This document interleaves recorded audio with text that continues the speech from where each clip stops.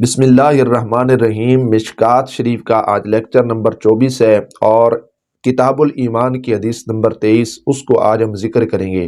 عظیم المرتبہ صحابی رسول جو زہد کے حوالے سے انتہائی مشہور ہیں، حضرت سیدنا ابو ذر غفاری رضی اللہ تعالیٰ عنہ، وہ اس حدیث پاک کو روایت کرتے ہیں۔ وعن ابی ذر قال آتیت النبی صلی اللہ تعالیٰ علیہ وآلہ وسلم وعلیہ ثوب ابید وہو نائم۔ حضرت ابو ذر کہتے ہیں کہ میں رسول اللہ صلی اللہ علیہ وآلہ وسلم کی خدمت میں حاضر ہوا۔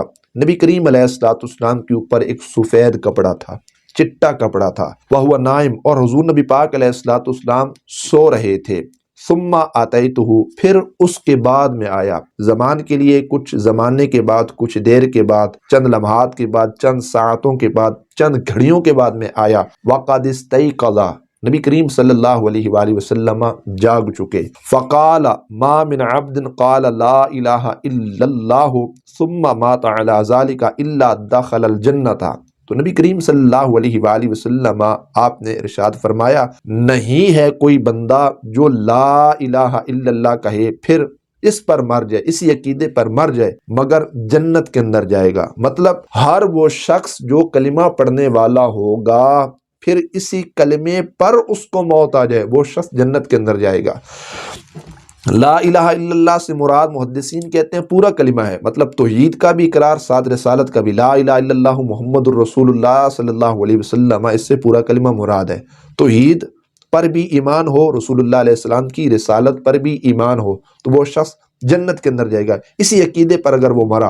حضرت ابو ذر غفاری رضی اللہ تعالی عنہ آپ فرماتے ہیں، قل تو میں نے عرض کی، وَإِن زنا وَإِن سرق، اگرچہ وہ زنا کار ہو، زنا کرنے والا ہو، وَإِن سرق، اگرچہ وہ چوری کرنے والا ہو، مطلب کیا پھر بھی جنت میں جائے گا؟ قال، حضور علیہ السلام نے فرمایا، وَإِن زنا وَإِن سرق، اگرچہ وہ زنا کرنے والا ہو، اگرچہ وہ چوری کرنے والا ہو۔ قل تو، حضرت ابو ذر کہتے ہیں میں نے دوبارہ عرض کی، وَإِن زنا وَإِن سرق، اگرچہ وہ زناکار ہو، زنا کرنے والا ہو، چوری کرنے والا ہو، وَإِن سرق، قال، تو حضور علیہ السلام نے فرمایا، ان زنا وَإِن سرق، اگرچہ وہ کیا ہو، زناکار ہو، زنا کرنے والا ہو، اگرچہ وہ چوری کرنے والا ہو۔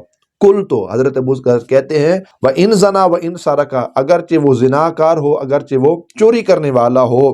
قال، حضور علیہ السلام نے فرمایا، وَإِن زنا وَإِن سرق، اگرچہ وہ زنا کرنے والا ہو، اگرچہ وہ چوری کرنے والا ہو۔ اللہ اکبر۔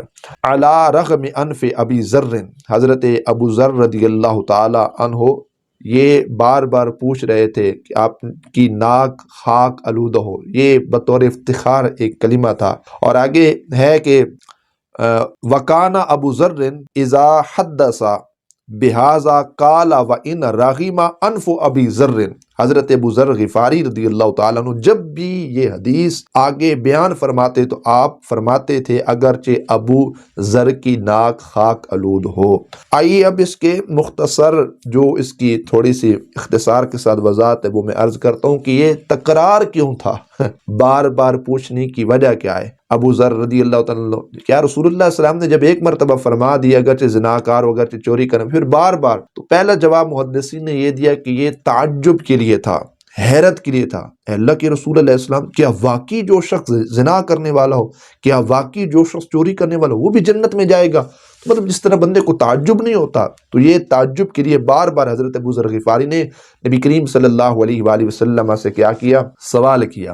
اور دوسری بات جو محدثین ذکر کہتے ہیں کہ بار بار سوال کرنے کی ایک وجہ یہ بھی ہو سکتی ہے کہ شاید حضور نبی کریم صلی اللہ علیہ وآلہ وسلم کوئی اور جواب ارشاد فرما دے تاکہ مزید جو ہے نا اس حدیث پاک کے فوائد جو ہیں وہ حاصل ہو جائیں، جو امت تک پہنچائے جائیں۔ تو نبی کریم علیہ السلام نے تکرار میں جو بھی سوال اس حوالے سے کیا کہ حضور نے اسی دو گناہوں کا کیا کیا؟ ذکر کیا۔ پھر ایک اعتراض یہ ہوتا ہے کہ بڑے بڑے گناہ جو ہیں، کبائر، اگر آپ دیکھیں نا امام ذہبی نے پوری کتاب لکھی ہے کتاب الکبائر کے نام سے، جس میں بڑے بڑے گناہوں کا ذکر ہے۔ بالخصوص ان دو گناہوں کا ذکر کیوں کیا گیا؟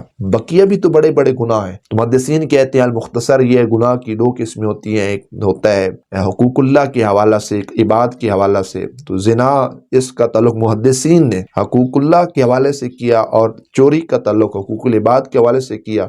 اور کہا گیا بقیہ جتنے بھی گناہ ہیں چاہے وہ حقوق اللہ کے حوالہ سے ہوں یا حقوق العباد کے حوالہ سے ہوں، یہ دو گناہ ان تمام گناہوں کے مرکز ہیں، ہیڈ ہیں۔ تو اس لیے جب یہ دونوں کا ذکر کیا گیا تو اس کے محتاط حقوق اللہ کے حوالے سے جتنے گناہ آئیں گے وہ سارے اس کے محتاط شامل ہو جائیں گے، حقوق العباد کے حوالے سے جتنے بھی گناہ آئیں گے وہ سارے اس سارا کا چوری کی طرح سارے کیا ہو جائیں گے، اس میں داخل ہو جائیں گے۔ اور بعض محدثین نے یہ جواب دیا کہ نبی کریم صلی اللہ علیہ وآلہ وسلم بتانا یہ چاہتے تھے اللہ رب العزت کی جو رحمت ہے نا وہ بڑی وسیع ہے۔ یہ مطلب نہیں کہ ایمان ہو اور کوئی شخص گناہ کر بیٹھے اور وہ ایمان سے ہی نکل جائے، ایسا نہیں ہے۔ بڑے بڑے گناہ سچی پکی توبہ سے معاف ہو سکتے ہیں۔ سرکار بتانا یہ چاہتے تھے کہ بڑے گناہ کو روکنے کے لیے، یہ بڑے گناہ کی معافی کے لیے بخشش اور استغفار کا دروازہ کھلا ہے۔ اس کا یہ مطلب نہیں کہ ایمان جو ہے وہ ہمارے سینوں سے نکل جائے گا اور بڑے گناہ کی وجہ سے لوگ جہنم کے اندر جائیں گے۔ ہاں یہ ہے کہ ایمان کے بعد بڑا گناہ کیا تو سچی توبہ کرنے کے بعد اللہ رب العزت اس کلمہ پڑھنے والے کو ضرور بضرور جنت عطا فرمائے گا۔ اور معتزلہ کا جو عقیدہ ہے یا جو ان کے گمراہ کن عقائد ہیں، اس حدیث پاک میں ان عقائد کا بھی رد کیا گیا۔ معتزلہ نے یہ بات کی کہ بندہ کبیرہ گناہوں سے ایمان سے ہاتھ دھو بیٹھتا ہے، ایمان خارج ہو جاتا ہے۔ تو حضور علیہ السلام نے یہ بات کی بڑے بڑے گناہ اگرچہ ہوں، کلمے پر یقین ہو، پڑھنے والا ہو تو وہ شخص جنت میں جائے گا۔ سچی توبہ ہے، لیکن یہ ہے کہ ایمان خارج نہیں ہوگا۔ ہاں یہ ضرور ہے کہ اگر ایمان کی سلامتی رہی لیکن بڑے بڑے گناہ کیے تو یہ ہو سکتا ہے کہ بڑے گناہوں کی وجہ سے اس کو عذاب تو ہوگا، عذاب کے بعد پھر اللہ رب العزت اس کی بخشش فرمائے گا اور اس کو جنت میں جگہ عطا فرمائے گا۔ تو معتزلہ کے جو عقائد و نظریات ہیں ان کا اس حدیث پاک کے اندر رد کیا گیا۔ اللہ رب العزت حدیث پاک کے فیضان سے ہم سب کے سینوں کو مستفیض فرمائے، اس کو آگے پہنچانے کی توفیق عطا فرمائے۔ وآخر دعوانا ان الحمد للہ رب العالمین۔